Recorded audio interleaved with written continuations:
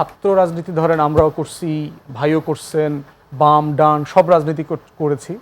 আমি গত অনেক বছর থেকে এই পজিশনে আসছি যে বাংলাদেশের ক্যাম্পাসে রাজনৈতিক দলের ছাত্র সংগঠন খুলে, শিক্ষক সংগঠন খুলে, বিভিন্ন রঙে, সাদা রঙে, নীল রঙে, হলুদ রঙে, এইটা অ্যাবসলিউটলি বন্ধ করে দিতে হবে। কিন্তু এইবার সিটি কলেজে যেটা দেখলাম যে খুবই ভয়ঙ্করভাবে সন্ত্রাসী কার্যক্রম হয়েছে। ছাত্রদলের ছেলেরা শিবিরের একটা ছেলের কবজি আলাদা করে ফেলছে এবং যাদের হাতে, এবং দেখলাম চিটাগং অথবা মহসিন কলেজের অথবা কোনো একটা কলেজের শিক্ষককে মারধর করছে ছাত্রদলের আরেকটা কলেজের সভাপতি, গায়ে হাত দিচ্ছে। এবং এতগুলো ছেলে পেলেকে আইডেন্টিফাই করা হচ্ছে যারা মানে রামদা চাপাতি হাতে হাঁটাচলা করছে। এখন পর্যন্ত বিএনপির কোনো দায়িত্বশীল নেতার কন্ডামনেশন আমার চোখে পড়ে নাই। মাহবুব ভাই কারেকশন করবেন দয়া করে যদি উনি দেখে থাকেন, যে ওনার দলের ছেলেরা এই কাজটা করেছে, পার্টির দায়িত্বশীল জায়গা থেকে তো কন্ডেম করতে হবে, এটা আনএক্সেপ্টেবল। দ্বিতীয়ত হচ্ছে অস্ত্রধারী কোনো ব্যক্তিকে গ্রেফতার করা হয়নি এখন পর্যন্ত।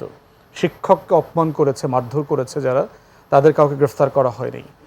এবং এই টেনশনগুলো একটার সাথে একটা জড়িয়ে, পাবনাতে দেখলাম মারামারি হয়েছে গতকালকে অথবা আজকে, এবং সব জায়গাতেই দেখতে পাচ্ছি যে কন্টিনিউয়াসলি ভায়োলেন্স যে হচ্ছে।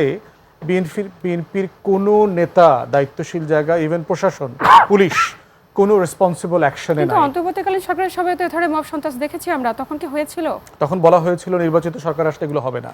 তখন এটা সমাধানের জন্য আমাদের তথাকথিত বুদ্ধিজীবীরা বারবার বলেছেন আর কি, যে নির্বাচিত সরকার আসলে বাংলাদেশের সব সমস্যার সমাধান হয়ে যাবে, কুন ফায়েক কুনের মতো আর কি, জান্নাতুল ফেরদাউস হয়ে যাবে বাংলাদেশ। কিন্তু বাংলাদেশ তো দেখতেছি ক্রমান্বয়ে তো ডিক্লাইনিং সিচুয়েশনের দিকে যাচ্ছে। তো এইটা মাননীয় প্রধানমন্ত্রী থেকে শুরু করে স্বরাষ্ট্রমন্ত্রী, আইনমন্ত্রী, যারা কথায় কথায় সংবিধানের অনুচ্ছেদ আমাদেরকে শেখান, ওনারা কি সংবিধানে দেখতে পাচ্ছেন না যে বলবার মতো কোনো ঘটনা হয়নি এখানে? এখানে কি মানবাধিকার লঙ্ঘন হয় নাই? এখানে কি মতামত চর্চা করার সব বিষয় আসে নাই? এখন ছাত্র রাজনীতি ধরেন আমরাও করছি, ভাইও করছেন, বাম ডান সব রাজনীতি করেছি। আমি গত অনেক বছর থেকে এই পজিশনে আসছি যে বাংলাদেশের ক্যাম্পাসে রাজনৈতিক দলের ছাত্র সংগঠন খুলে, শিক্ষক সংগঠন খুলে, বিভিন্ন রঙে, সাদা রঙে, নীল রঙে, হলুদ রঙে, এইটা অ্যাবসলিউটলি বন্ধ করে দিতে হবে। বিশ্ববিদ্যালয় লেখাপড়ার জায়গা। মাহবুব ভাই নিজেও জানান, ওনার ছেলে দেশে বাইরে লেখাপড়া করছে, আমি করেছি। এত বড় বড় স্টেটসম্যান তৈরি হয়েছে পশ্চিমে, এত বড় বড় বোদ্ধা তৈরি হয়েছে, তারা তো কেউ ছাত্র রাজনীতি করেন নাই। বাংলাদেশের ছাত্র রাজনীতির ইতিহাস থেকে বলেন তো 10 জন পলিটিশিয়ানের নাম বলেন তো যারা বাংলাদেশকে বদলে দিয়েছে। এরকম 10 জন পলিটিশিয়ানের নাম আপনি বলতে পারবেন না, তো কোনো আইল থেকে বলতে পারবেন না, from left centre and right everywhere. So it's a pure polluted space.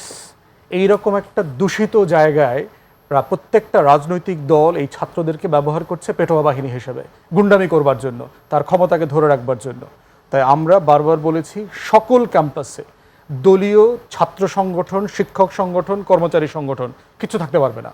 তাহলে ক্যাম্পাসে অবভিয়াস প্রশ্ন আসবে, তাহলে শিক্ষার্থীদের। কিন্তু এক্ষেত্রে একটি প্রশ্ন আমার চলে আসে যে আমরা তো কথা বলছি যে গুপ্ত রাজনীতিকে কেন্দ্র করে এই যে ধাওয়া পাল্টা ধাওয়া, সংঘর্ষ, সংঘাত, মানে আসলে গুপ্ত কথাটাকে কেন্দ্র করে এত সংঘাতের কারণটার পিছনে কি রয়েছে? আসতেছি ওখানে, বলছি আপনাকে। তাহলে যেটা হবে, বিকল্প পলিটিক্যাল কনসাসনেস আপনি কিভাবে তৈরি করবেন হচ্ছে নির্বাচিত ছাত্র সংসদের মাধ্যমে। এবং সে নির্বাচিত ছাত্র সংসদে কোনো পলিটিক্যাল পার্টির প্যানেল ভিত্তিক নির্বাচন হতে পারবে না। যোগ্যতার ভিত্তিতে VP candidate, VP versus VP নির্বাচন হবে, জিএস ভার্সেস জিএস নির্বাচন হবে। এখন যেটা হচ্ছে প্যানেল ভোটিং হয়ে গেছে। প্যানেল ভোটিং হচ্ছে আর একটা করাপ্টিং সিস্টেম, যে আপনি 1-2টা স্টার ক্যান্ডিডেটকে দেখে পুরো প্যানেলকে ভোট দিয়ে দিচ্ছেন উইদাউট এনি জাজমেন্ট, যে ওই সম্পাদকীয় পদের জন্য এই মানুষগুলো যোগ্য কিনা, সেরকম কোনো অ্যাসেসমেন্ট হচ্ছে না। শিক্ষক পলিটিক্স অ্যাবসলিউটলি, এই ধান লাগা টাইপের ভিসি আমার দরকার নাই, আমার একাডেমিক ভিসি লাগবে। এবং ঢাকা বিশ্ববিদ্যালয়ের হিস্ট্রিতে এরকম একাডেমিক ভাইস চ্যান্সেলর ছিল, কিন্তু এখন যেটা হয়েছে অথর্ব, ইনকম্পিটেন্ট, পাইনলেস ভাইস চ্যান্সেলর দেখতে পাচ্ছি আমরা সকল ক্যাম্পাসগুলোতে, একই সিচুয়েশন। এই গোড়াতে যদি হাত না দেন, তাহলে আপনি আজকের এই শাহবাগের সংঘর্ষ, চিটাগংয়ের সিটি কলেজের সংঘর্ষ, পাবনার সংঘর্ষ, এটার আপনি আলোচনা করে কোনো কুলে যেতে পারবেন না আর কি। এটা একটা চলমান প্রসেস, কারণ সবাই এই ক্ষমতার জায়গাটাকে ধরে রাখতে চাইবে আর কি। আপনি যেটা জিজ্ঞেস করেছেন, গুপ্তটা কাকে রেফার করা হচ্ছে? শিবিরকে রেফার করা হচ্ছে। ছাত্রলীগের জমানাতে গত 17 বছর ক্যাম্পাসে কে পলিটিক্স করতে পেরেছে? ছাত্রদল ছিল? ছাত্রদল তো ছিল, ক্যাম্পাসে ছিল, হলে থাকতে পেরেছে?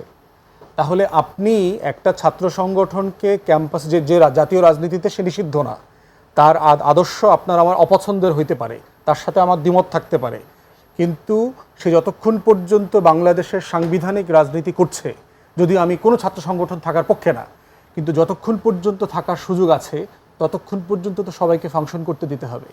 ছাত্রলীগ তো ছাত্রদলকে ক্যাম্পাসে থাকতে দেয় নাই, শিবিরকে থাকতে দেয় নাই, যাদেরকে দেয় নাই সেই মানুষগুলো কিভাবে অপারেট করবে, কিভাবে থাকবে? জাসদের রাজনীতি করছেন, আমি নিজে বাম রাজনীতি করছি, বাবা রাজনীতি করেছে। আন্ডারগ্রাউন্ড কেন হয়েছে বাম সংগঠনগুলো আমরা জানি না। কেন ছাত্র ইউনিয়ন এবং বাম রাজনীতিকে পাকিস্তান শাসক গোষ্ঠী নিষিদ্ধ করলো? কেন তাদেরকে আন্ডারগ্রাউন্ডে যেতে বাধ্য করা হয়েছে?